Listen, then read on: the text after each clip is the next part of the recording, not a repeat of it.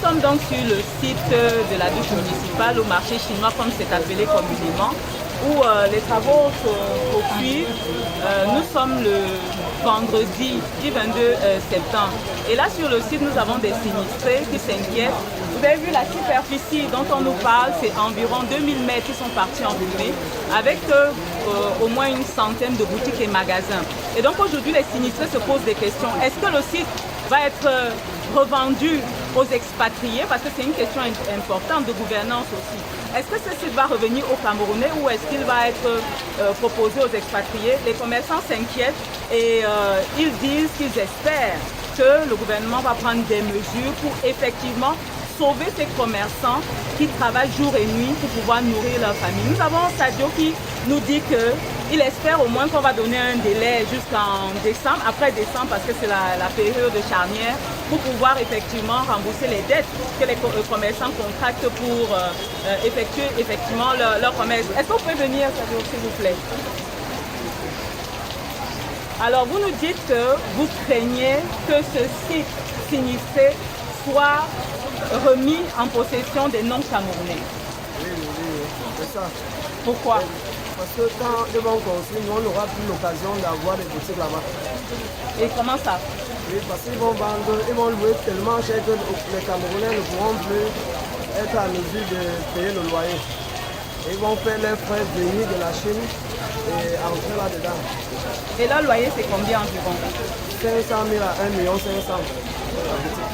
Alors on a l'impression que de plus en plus les sites de la douche municipale sont à la portée des Chinois. C'est une observation, mais est-ce que vous, en tant que commerçant qui êtes là sur le site depuis assez longtemps, vous êtes là depuis combien de temps déjà? Depuis 18 ans. Depuis 18 ans. 2005. Est-ce que vous avez l'impression qu'effectivement on est en train de laisser ces expatriés occuper ce site? Oui, tout ça c'est déjà aux Chinois. Tous les immeubles qui montent à la douche maintenant sont aux Chinois. Et la plupart ce sont les nouveaux Chinois qui viennent intégrer ce site-là. Parce que nous on est incapables de les intégrer. Merci à vous et surtout bon courage. Nous espérons que les autorités nous suivent parce qu'effectivement ces commerçants qui se débrouillent pour nourrir leur famille ont besoin de ces espaces pour pouvoir commercialiser leurs marchandises. Alors si aujourd'hui ils ne sont plus capables d'être en possession de boutiques parce que c'est vendu beaucoup plus cher aux personnes qui viennent de l'extérieur, ça veut dire qu'il y a quelque chose qui ne se passe pas très bien. Nous allons partir sur l'autre site de l'autre côté pour voir l'autre espace sinistré et nous vous revenons dans un instant. Donc regardez un peu l'ampleur de cet incendie, ce que ça a pu détruire. Hein. Et là on est le vendredi 22 septembre sur le site. Bon, là il y a de la soudure. Certains commerçants essaient de récupérer ce qu'ils peuvent. Donc ça c'est une partie de ce qui a brûlé. Et là vous voyez qu'il y a plusieurs boutiques qui existaient sur ce site.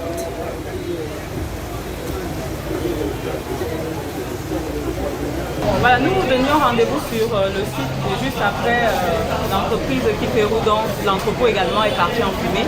Et là, vous avez un autre espace de sinistrés.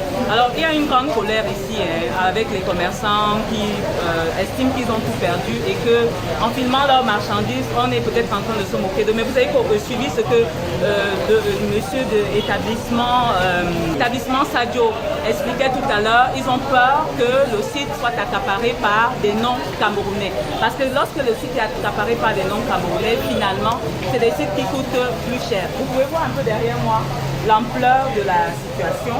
Un monsieur dit qu'il avait une boutique ici et il a tout perdu complètement. On ne peut pas évaluer à combien de francs à peu près. Mais vous savez que les autorités nous ont parlé de plus du milliard. Et comme on vous l'a dit précédemment, c'est à peu près une centaine de boutiques au moins et magasins et une centaine de boutiques sur près de 2000 mètres. Donc voilà un peu l'ampleur de la situation ce vendredi. Certains essayent donc de savoir, s'enquérir de la nouvelle. Est-ce que l'espace finalement va être donné aux non-camerounais? C'est une inquiétude qui se ressent ici à la douche municipale qui finalement aujourd'hui est appelé marché chinois. Allez comprendre pourquoi. Et donc il faudrait peut-être que les autorités pensent à protéger les nationaux et c'est donc la question fondamentale qui se pose en ce moment. Vous vendiez quoi? Maman, j'avais fait dans la station de cuisine. Tout est brûlé. Je fais comment? Je veux comment pour nourrir ma famille, pour nourrir mes enfants. Ma mère a la AVC. Qui va m'aider? Avant que je pleuve ici là. Avant que je faisais le plomb, regardez, voilà la preuve au sol. Bon, t'avais les poules. Qui va m'aider? Personne. On dit l'État. L'État est où? Il n'y a pas l'État. Comment on appelle là? Les sapeurs-pompiers sont venus à Canada. Autant de choses. Les sapeurs-pompiers, tout comme tu calais le feu, non? Ils ont dit qu'ils sont On a fatigués. tous perdu. Ils sont fatigués. Ils sont fatigués. Alors, autre chose qu'il faut rappeler quand même, c'est que plusieurs commerçants estiment que la pression de l'eau des sapeurs-pompiers était suffisamment faible et que c'est le camion anti-émeute qui a quand même aidé à ce que la propagation des flammes soit amenuisée. Autre chose, c'est qu'il y a des enfants qui ont aidé à retirer la toiture de l'autre côté où nous étions il y a quelques instants. Sinon, le feu aurait embrasé le voisinage, donc d'autres maisons d'habitation ou d'autres boutiques.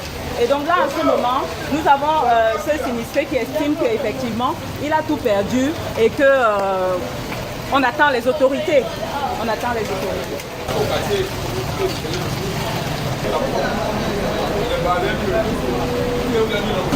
Nous sommes donc en contrebas du premier site, comme on vous l'a dit, et nous avons la chance de rencontrer une dame qui est là et qui regarde aussi un peu dépitée. En tant qu'ayant droit, vous êtes en train de travailler avec les autorités. Qu'est-ce qui se passe en ce moment? En ce moment, se passe avec les autorités. Je sais bien qu'on essaie de faire les demandes sur la base où on était à la sécurité. Ils nous ont pas reçu.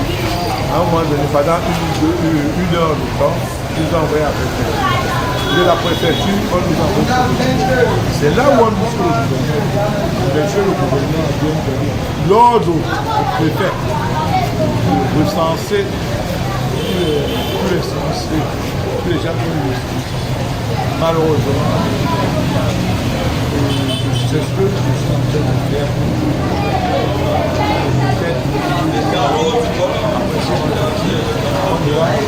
On va le préfet par rapport à ce Est-ce que vous pouvez imaginer à peu près quel effectif on a dans cette catastrophe?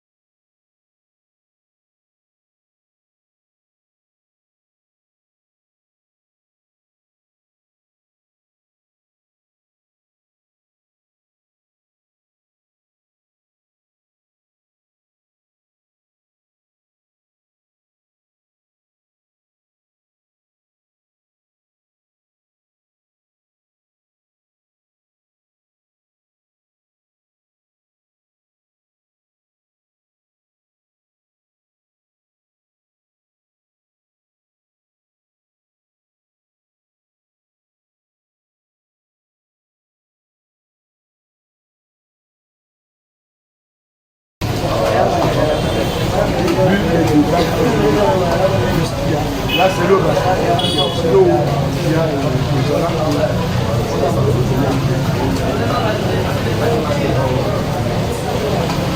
Donc quel est votre espoir en ce moment?